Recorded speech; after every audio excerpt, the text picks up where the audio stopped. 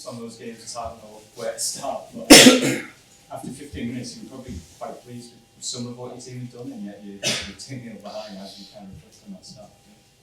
Yeah, this league is really demanding. We made 2 small mistakes and got punished quickly. So 2-0 after 15 minutes, it was hard because I think, especially with the ball, we started well.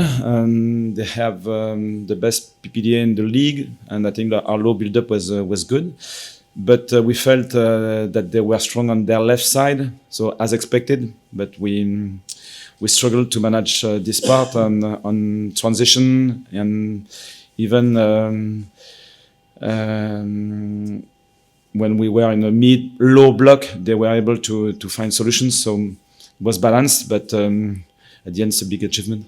You must be pleased with the resilience of the players, that they weren't knocked off course by those 2 goals and kept trying to play and you kept doing things. Yeah, probably. I think the game went as expected, so they felt their references.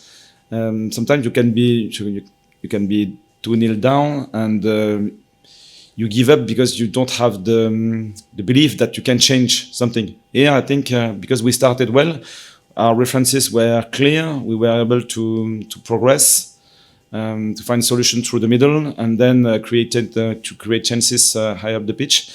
Probably it fed the confidence, and after that, 1 goal and the dynamic can change, especially with a crowd. Can you talk us through a little bit your team selection? It felt like you picked a team to be more aggressive than to try and get on. Yeah, we wanted to use once again this 4-4-2 in the mid block. So we decided to go with 2 wingers and 2 forwards or 3 midfielders with Enzo in the middle. Just to be a bit more proactive, especially in the mid block. After that, it's a 4-3-3 classic. But this part of the pitch, especially at home, I think is important to show that you are proactive. I felt like Enzo's one of his strongest games this season. Can you talk about moving him back into midfield? How pleased you are that on and off the ball he's producing? Yeah, really pleased because it was my belief from the beginning. I think he can be really strong in this league, in this club, in the middle. But he struggled so far in this position. Sometimes question of confidence, flow of the game, and we didn't find the solution so far. But today it was the case. So happy for him, happy for us. We talked a lot about that build being the hardest part for a new team, creating chances. How big can Enzo in that form be?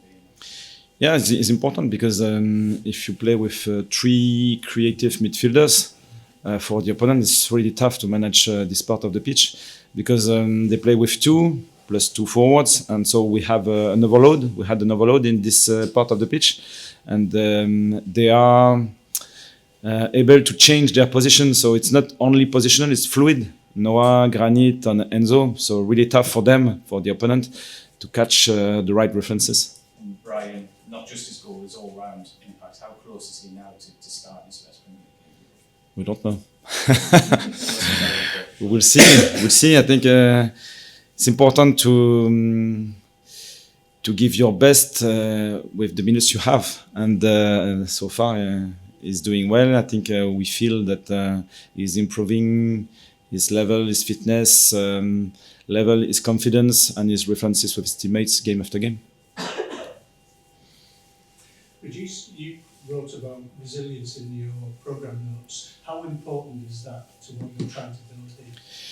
Yeah, it's crucial because in this league, especially, you can't control everything. The scenario will go wrong at times, and if you don't have the foundations, the character, the connection within the team, a bad scenario, and you give up. And it was the case today. So it started poorly for us, but because of the foundations we created together, it's still possible to think that you can be back in the game, and it was the case. So it's really important because the scenario in football is still unpredictable, and when it goes wrong, you still have to stay in the game and to create the next opportunity, 1 goal, and we don't know how will evolve the scenario, and it was the case today.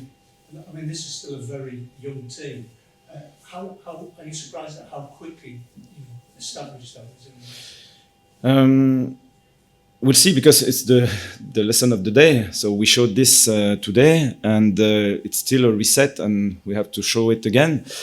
But the mentality of the squad, the way they are working together, they are really demanding with themselves and each other. So I think at the minute the connection is positive. We'll see later. Régis, taking into account the weather, the fact that you were 2-0 down, and all the refereeing decisions, is this your most impressive win of the season? I don't know. I think we had good results and good performances before. This one is different, and I think the weather was perfect for us. The crowd was really hot, and the conditions were good for Sunderland. And we need this resilience, we need this character, and keep going.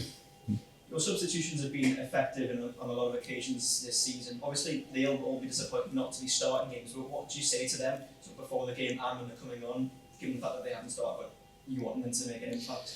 Yeah, it's still tough for a player to be on the bench because they could be a starter in many teams in Europe. So they joined Sunderland with the ambition to grow as a player in the squad and to play many games and minutes. But at the same time, the competition is high, and you can see it as a negative side, or you can see it as a positive side, because you will enjoy the competition. You will try to grow with strong teammates, and I think it's just natural and the normal life of a professional footballer. There's Noah okay? He was playing in some treatment. Yeah, he seems okay. Yeah, yeah. Régis, it was just following on from the resilience. There's a relentlessness about the way you play, even when you've been a goal behind, like Aston Villa, Everton, Arsenal. You keep going. It's a real eye-catching characteristic of the team, in terms that you wouldn't necessarily expect it from a newly promoted team to have that relentlessness. Where does it come from? Is it from the players? Is it something that you've instilled?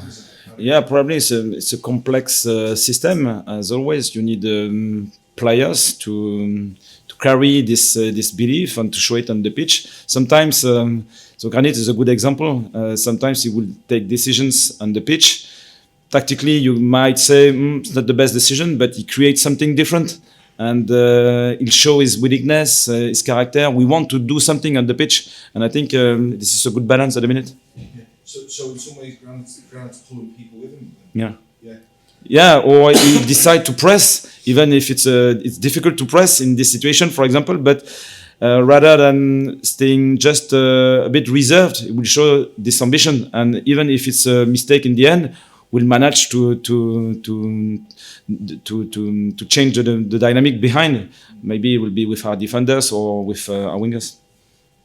Régis, you fourth in the Premier League. Are your ambitions for the season start to change at all? No, at all. We are still in our first target. We want to reach 40 points, and when it will be done, as soon as possible, maybe we'll have another objective, but at the minute it's not the case. Just a quick one. Obviously, we've spoken a lot about resilience. Omar got booked early on, I think. Noah got booked earlier on a few games back. You don't seem to have any concern about players who are on yellow cards. How do you go about managing those situations? We speak with them just to be aware of the situation. You know that you have four yellow cards. Yeah, I know. And it happened before. It's still 20, so don't know when exactly. And they are composed, and probably one of the quality of these players, they can manage different situations, and with calm, and they are smart. Do you have to do a lot of psychological work, or is that something that you sort of set out when you brought those types of players to the club? Yeah, it's important to assess the behaviors, but after that, you can assess a player on the screen or even live. The reality is when you play with him. And so far, I think the decisions we made this summer are really good. So can I just check one final thing? At the final whistle, we were at the back of the stand, couldn't quite make out. One of the players was getting treatment at the end. some of the medicals, one of the doctor ran over to him, he looked like he was exhausted. It was Noah, maybe? No? Or it was on the bench, or it was Noah on the other side? Yeah. Why? Because he wanted to score a fourth goal. Yeah. Not sure about the ambition and if it was a... yeah.